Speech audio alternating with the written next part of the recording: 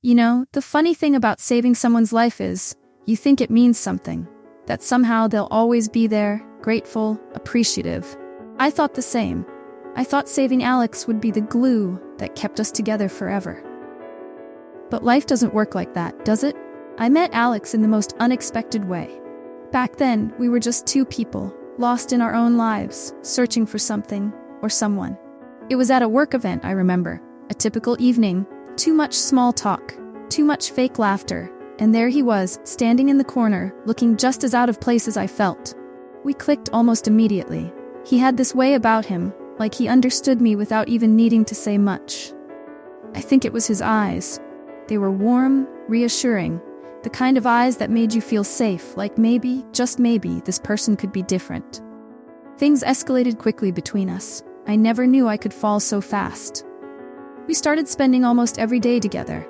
He made me laugh in ways I hadn't in years, and for the first time in a long time, I felt alive. But it wasn't all sunshine. No, not by a long shot. You see, Alex had a past. He never said much about her at first, just little hints here and there. Her name was Megan. His first love, his what-if girl. You know the kind, right? The one who gets away but never really leaves. She was always in the background, this shadow that hovered over us, but back then, I thought it didn't matter. He was with me. We were building something together. I thought I was enough. But things change, don't they always? It started subtly, like a slow drip of water through a crack in the wall. At first, it was nothing. I told myself it was nothing. The way he'd go quiet when her name came up, the way his eyes would flicker with something I couldn't quite place. But then came the accident. We were driving back from a weekend getaway. The road was slick with rain, and in a split second, everything went wrong. I remember the screech of the tires, the shattering of glass, and then, nothing. When I woke up, the world was blurry, but I wasn't the one in danger. It was Alex. He was unconscious, blood trickling down his face. I screamed his name over and over, but he didn't move. My heart stopped. In that moment, I felt like my entire world was crashing down around me. Without thinking, I crawled out of the car, pulled him out of the wreckage, and did the only thing I could. I saved him. The doctors said if I hadn't acted so fast, he might not have made it. I spent every day in that hospital, sitting by his bedside, holding his hand, waiting for him to wake up. And when he did, when he opened his eyes, I thought it was the beginning of our forever. But the thing about saving someone's life is, you expect it to change them. You expect it to change everything. It didn't. You know, I thought saving Alex's life would bring us closer. I thought it would make everything clear. I thought I had proven my love in the most undeniable way. I saved him. That meant something, right? It had to. But people don't work like that. They don't change just because you saved them. After the accident, everything was different. Alex was still grateful. He'd look at me sometimes with this, this mix of thankfulness and guilt, like he knew he owed me something but didn't quite know what to give in return. He'd say all the right things. "You're incredible, Sarah. I wouldn't be here without you." But there was something missing, something I couldn't name at first. It started small. He stopped holding my hand as much. He stopped looking at me the same way. When we'd sit together, it felt like there was this space between us, a distance that grew wider every day. And then one night, I found the messages. It was late. He'd fallen asleep next to me, and his phone, it buzzed. I wasn't snooping, I swear. I wasn't. I just saw the name, Megan, his first love, and my heart stopped again. I should have known then, right? But I didn't. I told myself it was nothing. I convinced myself they were just catching up, that it was innocent. But then, the messages kept coming. Every night, and every time I saw her name, it felt like someone was slowly turning a knife in my chest. I didn't say anything. Maybe I should have, but I was scared. Scared that if I brought it up, I'd push him further away. Scared that I'd lose him to her, just like that. So I pretended. I smiled. I kept waiting for things to get better. For Alex to remember that it was me who was there when he was broken. It was me who pulled him out of that wreckage. But it didn't get better. It got worse. We went from spending every evening together to barely seeing each other. He started staying out late, making excuses. Work's been crazy. I'm just grabbing drinks with the guys. But deep down, I knew. I knew he was with her. And I wanted to hate him for it. I wanted to scream at him, to throw things, to make him feel what I felt. But I couldn't. I just couldn't. Because a part of me still believed that saving his life meant something. That it had to mean something. I kept waiting for the moment when he'd look at me and remember. When he'd realize that it was me who was always there, not her. But that moment never came. I didn't want to lose him. I had already given up so much for him. I gave him everything I had. I thought that would be enough. But love doesn't work like that, does it? I tried everything to make it work. After all, people say relationships need work, right? They say love is about patience, forgiveness, compromise. So I told myself, maybe he's just going through something. Maybe it's the trauma from the accident. I tried to be patient. I tried to be understanding. But with every night he came home a little later, with every excuse, every lie, it felt like he was slipping further and further away. Then there was this one night. I remember it like it was yesterday. He came home late, even later than usual. I could smell the faint scent of perfume on his clothes. It wasn't mine. I asked him gently, trying not to sound accusing, "How was your night?" He looked at me, his eyes avoiding mine, and just mumbled something about work. But it was in his voice, this tired, empty tone, that I realized he was no longer here with me. His body was, sure, but his heart, it was somewhere else entirely. That night, as he fell asleep beside me, I lay there staring up at the ceiling, wondering where I went wrong. Wondering if it was something I did or didn't do. I started questioning every single part of myself. My looks, my personality, the way I laugh, the way I dress. Was I not enough? Was there something wrong with me? I started changing myself, bit by bit, thinking maybe I could bring him back. I tried to be more like the woman I thought he wanted, someone mysterious, exciting like Megan. But no matter what I did, it was never enough. Nothing could change the look in his eyes, the way they drifted over me as if I were just there. Just an afterthought. It was humiliating, really. Here I was, this woman who had saved his life, clinging to the hope that he'd see me, choose me. But he never did. And still I kept going. I convinced myself that if I just tried harder, if I just loved him more, he'd come back. But deep down, I knew the truth. I knew he was already gone. I just wasn't ready to face it. Every time he canceled, every time he forgot a date or missed a dinner, it chipped away at me piece by piece. But I kept telling myself he'll come around, he has to. I couldn't accept the idea of losing him, not after everything. And maybe that was my biggest mistake. Maybe I cared too much. I gave him everything. My time, my energy, my love, everything I had to offer. And he took it all without even looking back to see what it was costing me. I was losing myself, and he didn't even notice. Or worse, maybe he did, and he just didn't care. The worst part was knowing deep down that he'd already made his choice. That no matter what I did, he wasn't going to come back to me the way I needed him to. But I kept ignoring it, kept lying to myself. There was one night when everything became painfully clear.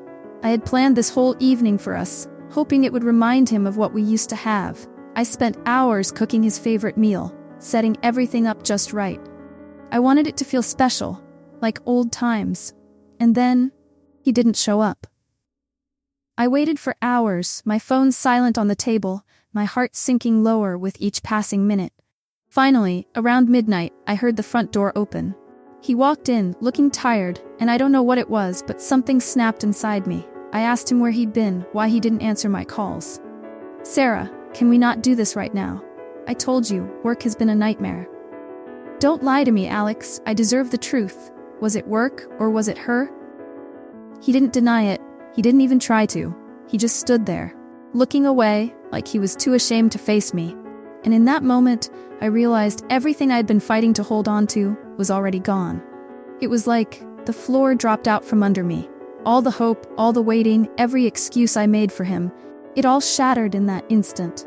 And the worst part was, even though I wanted to scream, to cry, to throw him out, I couldn't. I just froze. Watching him walk past me, like I was some piece of furniture he no longer noticed. I didn't stop him. I didn't demand answers. I just let him go, because I was too scared to face the truth. He had already left me, long before I was ready to let go. After that night, I started to fade.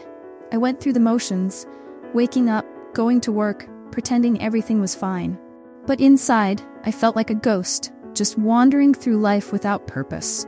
It was like a part of me had died that night. People would ask if I was okay, and I'd just smile, say I was fine. But I wasn't fine. I was numb, I was lost. And the worst part was, I still couldn't bring myself to walk away from him. I held on to this tiny thread of hope, thinking maybe, just maybe, he'd realize what he was losing. But that day never came. I was waiting for something that was never going to happen. And the more I waited, the more I lost myself in the process. I was becoming a stranger to myself, all because I couldn't let go of someone who had already let go of me. I used to think love was something you could hold on to if you just tried hard enough. I thought if I clung tight enough, it would save us. But love isn't like that. It slips through your fingers, no matter how tightly you try to grasp it. There comes a point where you have to choose between saving the relationship or saving yourself. I remember sitting there one night, alone, in the dark. My mind kept going over every detail, every word, every broken promise. I couldn't sleep, couldn't eat, couldn't breathe without feeling this ache in my chest. And I thought, how did I get here? How did I become this person who waits by the door, hoping he'll come home to me? That night, I decided to confront him. I knew I had to, even if it broke me. I needed answers. I needed to understand why he was still here, pretending, when his heart was somewhere else entirely. He walked in, just like every other night, and I was waiting for him. I told him we needed to talk. He looked at me, his face going pale, like he already knew what I was about to say. Alex, I need to know the truth. Are you still in love with her? Sarah, I never stopped loving her. I thought I could move on, but some things you just can't let go of. Then why did you stay? Why did you let me think we still had a chance?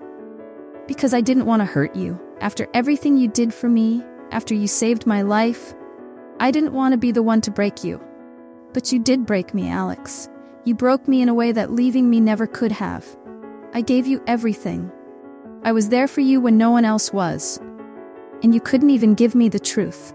Do you have any idea what it feels like to save someone's life only for them to throw yours away like it meant nothing? I'm sorry, Sarah.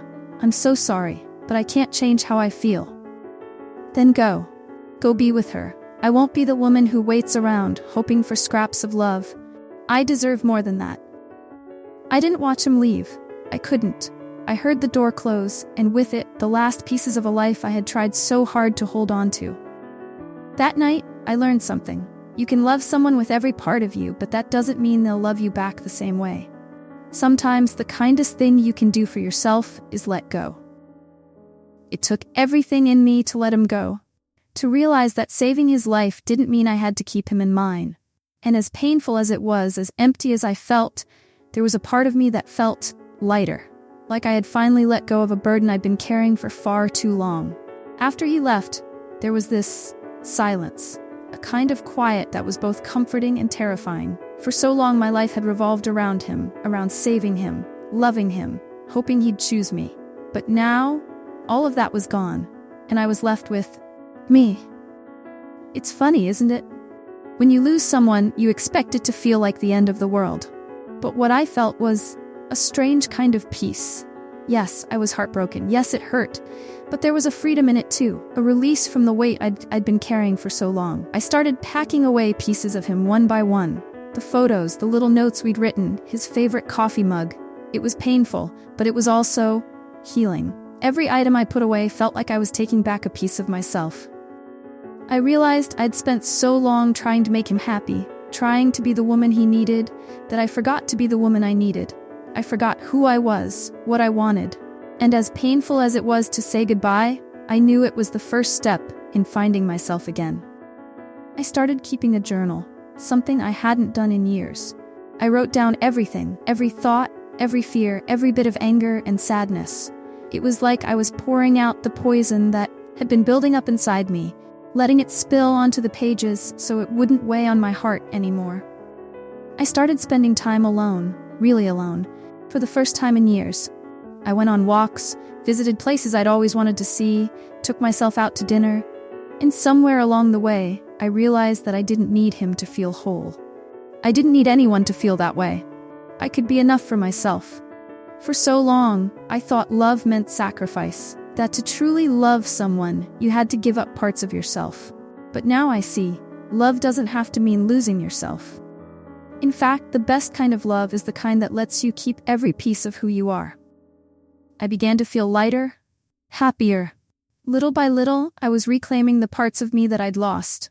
I was building a life that was mine, not one built around someone else's expectations or needs, and that felt incredible. I threw myself into things I loved, things I'd pushed aside for him. I started painting again, picked up old books I'd always meant to read. I even reconnected with friends I hadn't seen in ages, people who reminded me of who I used to be before I lost myself in him. Letting go was the hardest thing I'd ever done. But in letting go of him, I found myself again. I found a version of me that I didn't even know I was capable of being, stronger, braver, more complete. I learned that sometimes, the greatest act of love isn't saving someone else, it's saving yourself. It's choosing to walk away from the things that hurt you, even when it breaks your heart. Time passed, and little by little, I started to feel whole again. I won't say it was easy. There were days when the loneliness felt heavy, and memories of him would still creep in, uninvited. But I learned to sit with them, to let them come and go, without letting them control me. People talk about closure, about moving on as if it's a simple one-time decision. But healing isn't like that. It's messy, it's hard, and it comes in waves. Some days I'd feel like I was back at square one, wondering if I'd made a mistake letting him go. But those moments became fewer, and the strength I found in myself became greater. I started surrounding myself with people who lifted me up, who reminded me of the person I was and the person I was becoming. Friends, family, people who loved me for who I am, without conditions. For the first time, I wasn't holding myself to someone else's expectations. I was just me. It was in those small moments, the ordinary, quiet ones, that I began to realize I didn't need someone else to complete me. I could be whole on my own. And that's when I found real peace. A peace that wasn't tied to anyone else, something I had created within myself. One day, I looked back at everything I'd written in my journal, all the pain, all the anger, all the hope I had once pinned on him. And I realized I wasn't that person anymore. The woman who saved him, who waited for him, who broke for him, she was a part of me, but she no longer defined me. For so long, I thought I was broken because he left. But I wasn't broken. I was just finding my way back to myself, one step at a time. Life has a funny way of teaching us what we need, not what we want. I thought I needed him to be happy, to feel complete. But what I really needed was to learn to love myself, to trust that I could be enough. I'll always be grateful for what I went through, for what it taught me. Yes, it hurt. Yes, it was hard. But without that pain, I would never have found the strength I have now. I wouldn't have become me. I learned that love doesn't have to mean sacrifice. It doesn't mean giving away pieces of yourself until there's nothing left. Real love, the kind worth waiting for, won't ask you to lose yourself. It'll be the kind that lets you grow, the kind that makes you feel whole without needing anyone else to complete you. And so, if he ever sees me again, if he ever wonders what happened to the woman who once saved him, he'll find someone stronger, happier, someone who no longer needs him to feel complete. Because I saved myself. It's funny, really. I used to think that leaving him behind would mean leaving behind a part of myself too. But it turned out that by letting him go, I found parts of me I didn't even know existed. The journey wasn't easy. Healing never is. But in the end, it was worth every tear, every late night spent questioning myself, every moment of heartbreak. Because now, I'm finally free. Free from the need for anyone else's approval, from the weight of being someone's savior. I found peace in the things I used to love, in books, in art, in conversations with friends. I found peace in myself, and I realized maybe the life I was searching for was always here, waiting for me to step into it. I used to believe that happiness was something you found in another person, something you had to work for, to fight for. But the truth is, happiness is something you find within yourself. It's a choice, a decision to let go of what hurts and hold on to what heals. I don't know what the future holds. Maybe I'll meet someone else, maybe I won't. But for the first time, I'm okay with that. I'm okay with just being me, living my life for myself, following my own dreams. To anyone out there who's been through heartbreak, who's felt like they lost themselves in the process, I want you to know, you're not alone. Healing takes time, but it's worth it. You're worth it. You don't need to be someone else's hero to find happiness. Sometimes the greatest love you'll ever find is the one you give to yourself. And if he ever crosses my path again, I'll thank him, not for leaving, but for teaching me the strength I had all along. Because without him, I might never have found it.